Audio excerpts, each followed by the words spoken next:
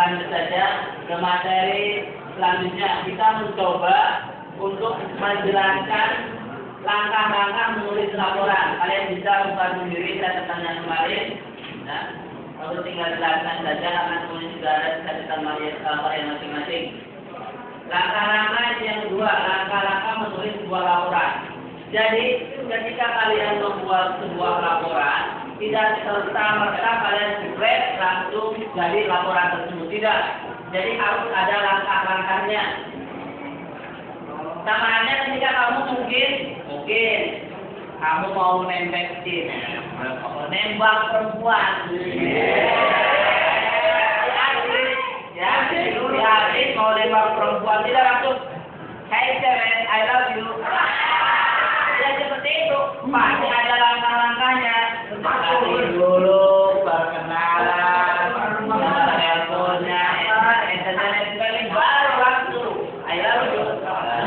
Sama saja, ketika kalian membuat sebuah laporan pun harus ada langkah-langkahnya. Laporan tercipta itu tentunya harus berdasarkan observasi terlebih dahulu. Ya, di sini langkah yang pertama yaitu kalian melakukan observasi. Observasi itu apa? Observasi itu apa? Pengamatan, mengamati. Si Adik mau nembak perempuan, dia tidak langsung jebret I love you. Lihat dulu dong. Pengamatan jangan dulu. Apakah perempuannya seperti apa? Ya, apakah jarinya jempol semua? Jangan dulu kalau sudah baru tembak. Ya. Terus laporan pun sama.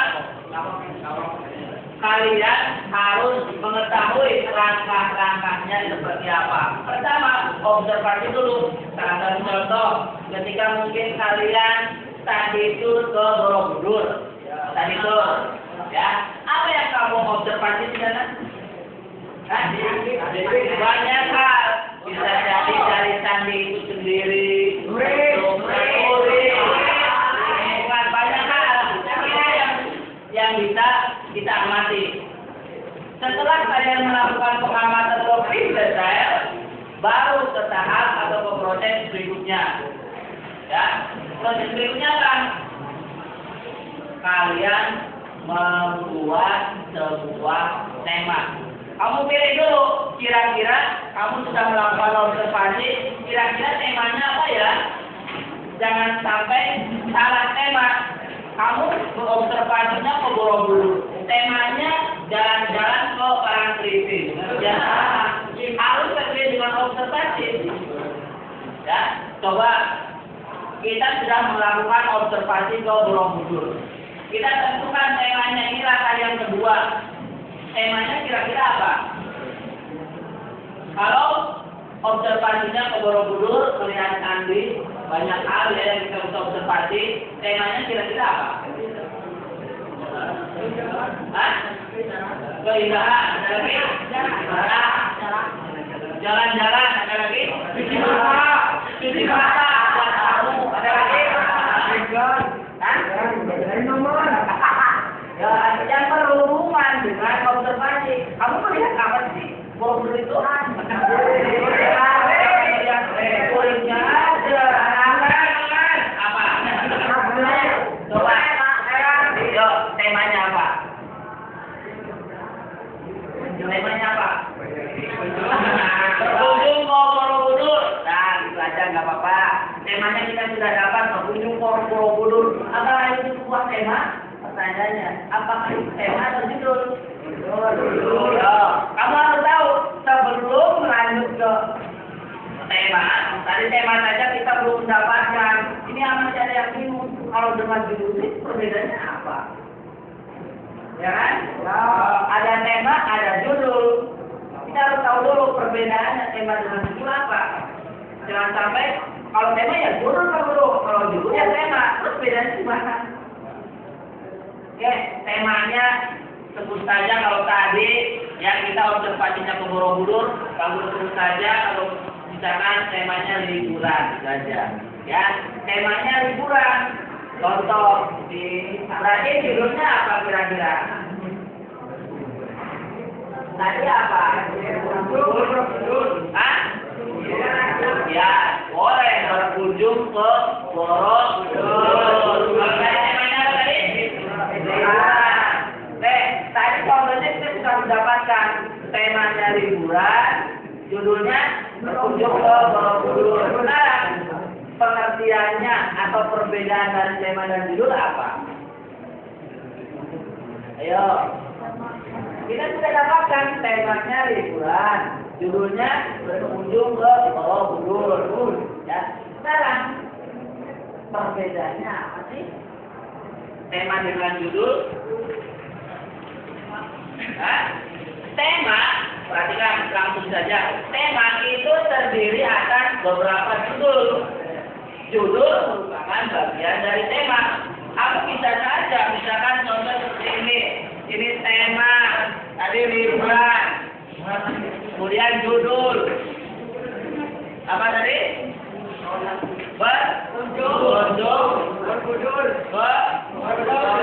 Borobudur. Bisa saja kalian membuat judul yang lain, ya. Bisa saja kalian membuat judul yang lain. Yang penting judul di sini ada hubungannya dengan tema. Judul di sini bisa lebih dari 1, 2, 3, bahkan mungkin lebih dari 10. Yang penting ada hubungannya dengan liburan. Makanya di sini disebutkan judul merupakan bagian dari tema. Tema terdiri atas beberapa judul. Tema bersifat umum karena masih bisa dipecah-pecah lagi. Kalau judul bersifat khusus atau spesifik. Ya, ini secara singkat perbedaan tema dengan judul. Kalian bisa langsung menerapkannya ke dalam tadi contoh ini. Ya. Oke, tadi yang pertama sebelum kita membuat sebuah laporan, langkah-langkahnya yang pertama kita melakukan observasi ke tempat dulu. Apa yang kamu observasi banyak hal. Yang kedua, kamu tentukan dulu temanya dari apa yang sudah kamu observasi. Kamu buat temanya, judulnya apa. Langkah yang ketiga apa? Langkah yang ketiga, membuat atau menyusun sebuah laporan. Langkah yang ketiga yaitu kalian buat kerangka karangannya. Kerangka karangan itu apa sih? Kerangka karangan apa? Kerangka namanya saja kerangka. Berarti itu belum jadi. Kalau dalam gambar namanya sketsa. Karangan yang belum utuh. Makanya di poin berikutnya, di poin yang keempat, yaitu membuat karangan yang utuh. Dalam arti menyempurnakan kerangka karangan yang tadi. Belajar.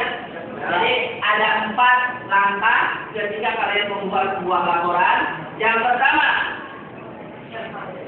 kalian melakukan observasi terlebih dahulu. Ingat, laporan tercipta setelah adanya observasi. Setelah kalian melakukan